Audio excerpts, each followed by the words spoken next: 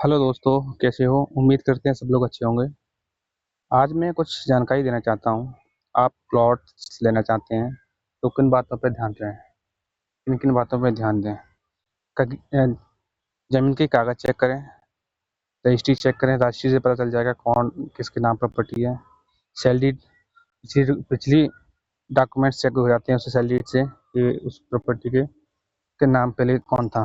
Enhance document से ये पता चल जाता है कि इनकी प्रॉपर्टी पे कोर्ट केस या बैंक लोन वगैरह तो नहीं चल रहा है। म्यूटेशन, ज़मीन का नाम सरकारी रिकॉर्ड में किसके नाम पर है, ये चेक हो जाएगा।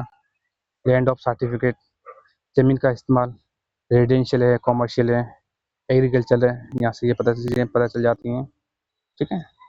अप्रूव्ड मैप, यदि कोई प्लॉट लेना चाहते हैं तो वो प्लॉट अप्रूव्ड है या नहीं है, किस अप्रूव्ड है तो किस अथॉरिटी से पास है वो चेक करें। Development authority, Noida authority, GDA, Delhi authority, नक्शा पास है या नहीं है। इसकी कच्ची कॉलोनी, अवैध है, पक्की कॉलोनी है, इसे यहाँ से पता चलेगा। अथॉरिटी की मंजूरी, ठीक है। ज़मीन किस योजना में आती है, यहाँ से पता चलेगा। बिल्डिंग बनाने की अनुमति है या नहीं है। ज़मीन पर कोई सरकारी कब्जा या विवाद तो नहीं है, यहाँ से ये चेक हो जाएगा। नंबर 4, ऑनर की पहचान करें, एनओसी। ज़मीन बेचने वाला असली मालिक है या नहीं है। आधार कार्ड, पैन कार्ड आदि से जांचें।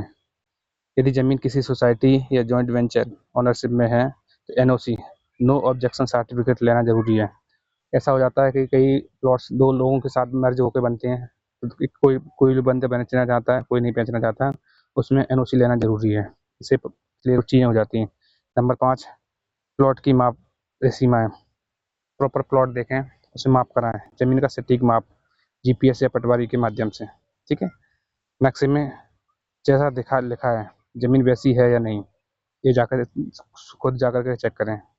पेमेंट डिटेल्स और रसीदें, किसी बंदे ने प्लॉट लिया है तो उसका पिछला रिकॉर्ड होगा, उस बंदे ने कितनी पेमेंट लिया, तो उसके जो बंदे ने लिया है प्लॉट्स वगैरह लिया है तो उसकी रसीद देख लें, डॉक्यूमेंट्स देख लें, पेमेंट कैसे दिया था, वो सब चीज़ें, ठीक है। बैंक से पेमेंट करें, प्रॉपर रसीद लें। एडवांस पेमेंट का लिखित एग्रीमेंट करें। Number 7, bank loan eligibility. कोई प्रॉपर्टी पे, कोई प्लॉट्स पे लोन हो रहा है या नहीं है। अगर आप लोन लेना चाहते हैं तो देखें कि उस ज़मीन पर बैंक लोन मिलता है या नहीं। अगर नहीं मिलता है तो ज़मीन में कानूनी दिक्कत हो सकती है, ठीक है। ये किसी प्रॉपर्टी पे लोन नहीं मिल रहा है, प्लॉट्स पे लोन नहीं मिल रहा है, तो उसमें ज़मीन में कोई प्लॉट में कोई ना कोई दिक्कत हो सकती है, ठीक है। ये चेक ज़रूर करें। कानूनी सलाह, कोई प्लॉट्स देख रहे हैं एक अच्छे वकील से ज़रूर कागजात चेक कराएं। बिल्डर या ब्रोकर की बातों पर आंख मूंद कर भरोसा ना करें। ये 8 पॉइंट हैं, आप दोबारा से पढ़ लें, मैं एक बार और दिखा देता हूँ आपको, ठीक है। आप स्क्रीन शॉट दे करके रख लें। ये कोई प्लॉट लेते समय इन बातों को ज़रूरी है, नहीं आप फंस जाएंगे या अवैध कॉलोनी फंस जाएंगे। यहाँ पर बहुत सारी चीज़ें प्रॉब्लम होती हैं, ठीक है। लोन वगैरह नहीं होता है, कागज़ की प्रॉब्लम्स होती हैं, रजिस्ट्री है, ये सब चीज़ डॉक्यूमेंटेशन ज़रूरी चेक करें, ठीक है। अब मैं धीरे धीरे स्लाइड दिखा रहा हूँ, आप लिख सकते हैं, कागज़ में लिखना चाहें तो लिख लें, ठीक है। और स्क्रीन शॉट लेना चाहें तो एक स्क्रीन शॉट ले लें। आप पढ़ना चाहते हैं तो धीरे धीरे मैं स्लाइड को धीरे कर रहा हूँ, तो आप पढ़ सकते हैं धीरे धीरे।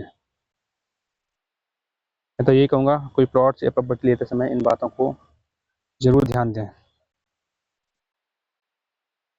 नहीं तो अनऑथराइज कॉलोनी फंस जाएंगे। अब मैं अनऑथराइज कॉलोनी अभी 2025 में अभी एक नई लिस्ट अपडेट हुई है, तो मैं आपको वो डालने वाला हूँ। और ऑथराइज कॉलोनी की, जो ऑथराइज गाजियाबाद में जितनी ऑथराइज कॉलोनी है उनकी भी मैं लिस्ट डालने वाला हूँ, ठीक है। देख सकते हैं।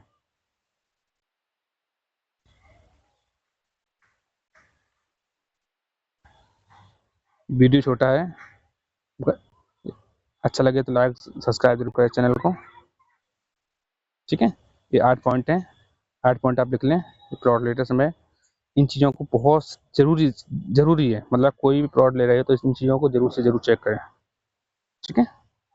ज़मीन पे लोन वगैरह, रेट वगैरह तो नहीं चल रहा है, या फिर उस हिसाब से, ठीक है। थैंक यू वीडियो देखने के लिए, बहुत बहुत धन्यवाद।